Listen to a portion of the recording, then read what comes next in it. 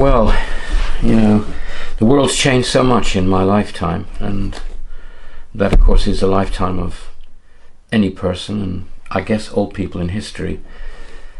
And I was at school, and there was an old school book here,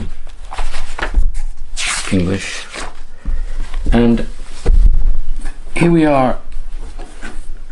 This is a photograph, and that's the school I was at in 1956.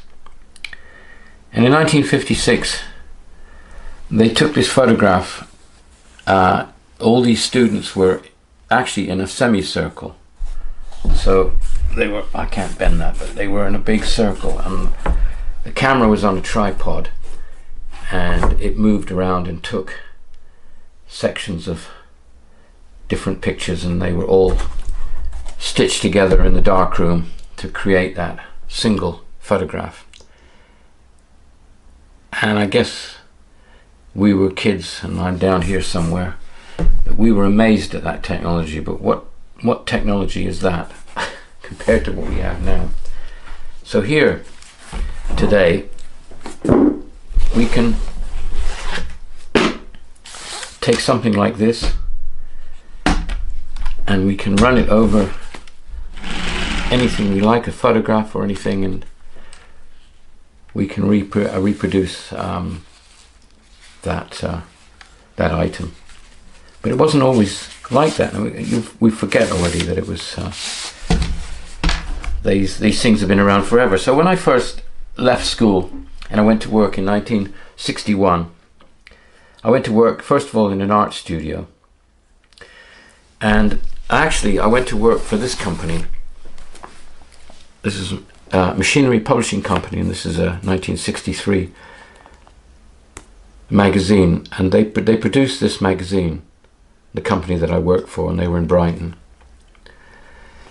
And I worked first of all in their photographic studio, and at that time, when you started off in a job, you were learning the actual job, and you did lots of menial tasks. You made the tea, amongst other things. You did the filing. And in the photographic studio, one of the jobs that I used to do was to prepare the camera equipment for the photographers for the day, who were going out to various places around the country, actually, to produce photographs. This book's very damp and very old now, but they were producing photographs of machine tools. So they would be taking these type of photographs. So one of the things that I did was I'd go into a dark room, and on a great big spool of 35mm film, I'd cut lengths off and fill cassettes like this. So then they would go out with their camera bag, and they'd have a handful of cassettes.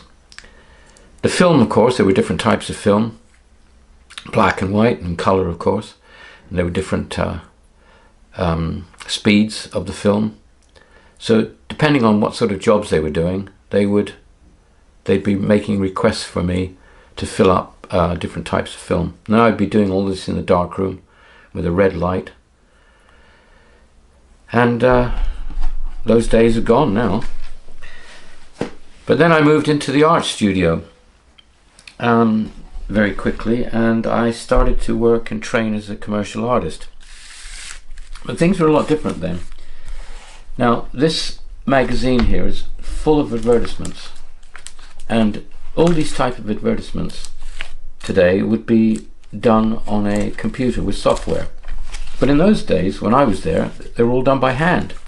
And the first thing that we would do was to do visuals, or as we called them there, they were called roughs. Now I started off my career in commercial art doing the classified advertisements in the back of the magazine. That's these little adverts that we see here. Wait a minute, where are we? These type of things. And I would be doing little roughs like these, and so these are paper, and this is all painted on here with a brush, all with white paint, and that would be a visual or a rough as we called them, and that would go to the customer, and the customer would, we have on here, would approve it. So that advert would be approved for publication, and then we would have to do the artwork. Now the artwork for these was not done on a computer, it would be done by hand. There's another rough or visual. That's all just drawn in. I drew that in, and then I've got a print here that's been printed on a press, and it's the actual wording that will be used in there, and I've got the typesetting set. So what would happen is, when we had the advert, we'd have the copy, and then we'd have to get the printer to typeset all the words, and then they would print it with typeset at a certain size, a point size, and then they'd print it, and then we would be able to cut it up and use it when we produce the artwork. So it was quite a laborious task just to produce the artwork for a small advert like that. And I'll show you here an example of that. So this is a map of the distance by train from London to Brighton, as Brighton and London, and this was a bit of artwork that I did for a small advert. I don't know, it might have been, could have been in anything, I don't know what publication it was in. So with pen and ink, I've drawn these little lines here, and I've painted in 2 black squares, and I painted in, or drew in, the coast of the south coast. Then with some tint, this here is a tint. It's like a hash black lines, and it was on a sheet, and so you'd stick it down, and then with a knife you'd cut it to that shape and peel off, and you'd be left with that little hash effect there. Then I would instruct the printers to print me this wording at the type size that I wanted, and then I cut them up, and these are stuck down, so I glue the bits of wording. That's a piece of reverse lettering that's been done photographically, stuck onto it's a little square there of the word London, and it's been stuck onto that black box, and then I've had to use a little brush and put some black paint on the edges of the paper so it didn't show. So we've now got white lettering on a black background. So I've done that there, and then these are squares stuck down with the letters on them, and then white paint around the edges so it can't be seen. And then that would then be photographed and would become the advert. I'll give you an example maybe of that a bit better. This is another one that I've done. This was to do a poster for Christmas that we were going to it was going to be used by a number of shops in the area where I was. So these are tints again that have been stuck on, and they've been cut with a knife and then peeled away so you got the shape. The lines I drew with a pen and ink. That's a tint, of course. The letters have been put on, and some of those letters were covered over with another tint. That's a white tint on black letters. And these actually were Letraset, dry Letraset. When I first started, Letraset, where the letters were on sheets, the first ones were wet. So you had to wet them and slide them off. Actually, you slided them onto a little mesh frame and then positioned them and then stuck them down. But these were dry Letrasets, so that you put them on and then rub them from the back, and the letters were transferred. So anyway, all that was done to create that. And then a photograph was taken of that. That would be put on a machine, and a camera was here, and this was positioned, and it took a photograph, and then that would produce a negative, which is that negative of that artwork, And on the negative, we used a special solution to paint on the negative to get rid of any white spots, because where there was dust and everything. So we produced the negative, and then from the negative we'd print a larger copy of it. This is just actually some mold, because this thing's got damp over the years where it was stored. But this was a photographic print, and then when the photographic print was produced, I would use a spray gun and some bits of card that I cut out for masking, and I sprayed these colors on it, and then with some more Electroset I used to put individual names up here. So we end up now, and then I dry mount it on a board. So we would print this, we'd dry mount it on a board, which was another process that was quite involved, but it meant with a hot iron you'd put some tissue that melted. It was like a glue, like a sheet, and you stuck it on the back of the photograph, and then you put the photograph and the card into a press, and it was a heated press, and it fused the photograph to the back of the card, Then with a guillotine you'd cut straight edges, then you'd put you'd tack down some card there, air spray the yellow, have another card with some holes, and you can air spray the little bits of blue, Electroset individual. So you'd have a personalized little card that the shop would put in the window. This was what these were for. So today we would just five seconds on a computer and print it out on your home printer. But in those days we'd spend hours in an art studio with all sorts of techniques to produce this. So it went from that artwork, and probably before that I also probably did a little visual, but I don't know where that's gone. Now here's just another example of some adverts. So here we have,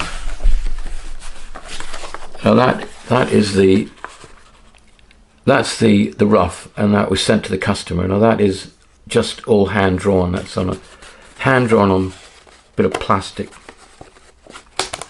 there was a solid black background on a piece of white paper, and then a plastic sheet was put on top, and some lettering was just simulated with white paint to give the idea of the advert, and that's been approved by the customer. And there actually is the actual advert.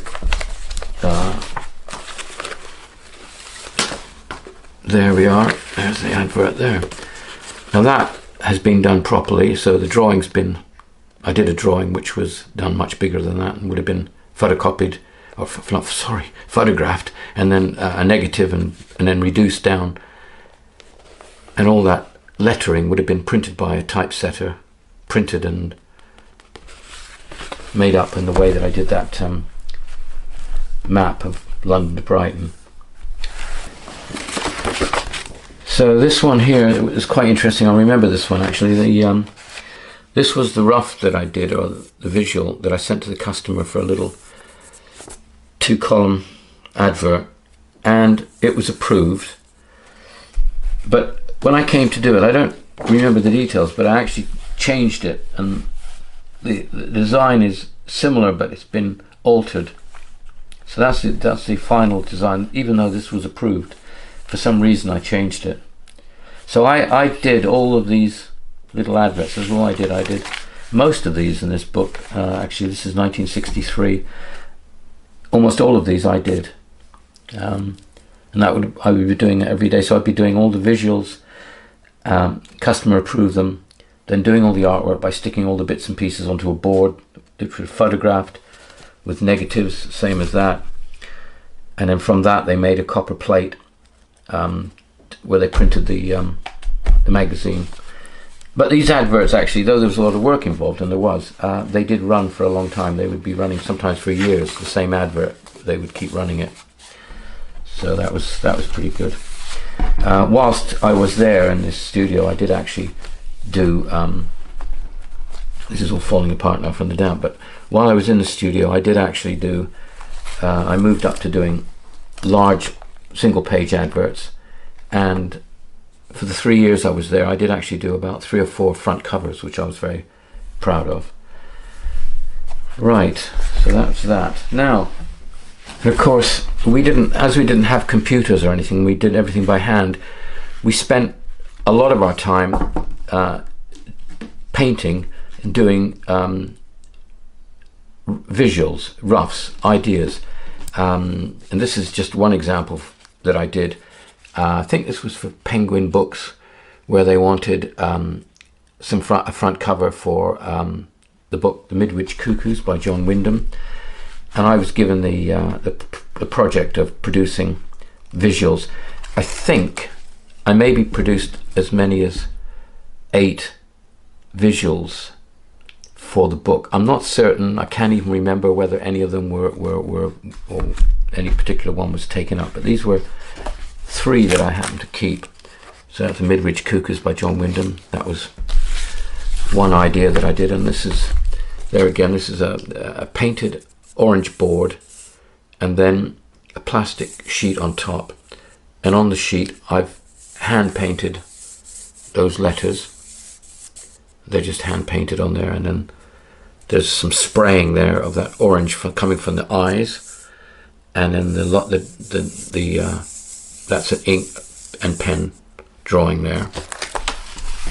And these are just quick visuals. There's another one, Midwich Cuckoos, and there again we've got the orange with the lines on the orange, and then the overlay of plastic with a white ink to do the Midwich Cuckoos there, and a sort of contemporary one, which was a typical type of style of the time. There we've got Penguin Books that I've got on that one, and that was a typical design style of the early 60s, really. So at the time we would have thought, oh yeah, great, that's pretty contemporary. That's that one.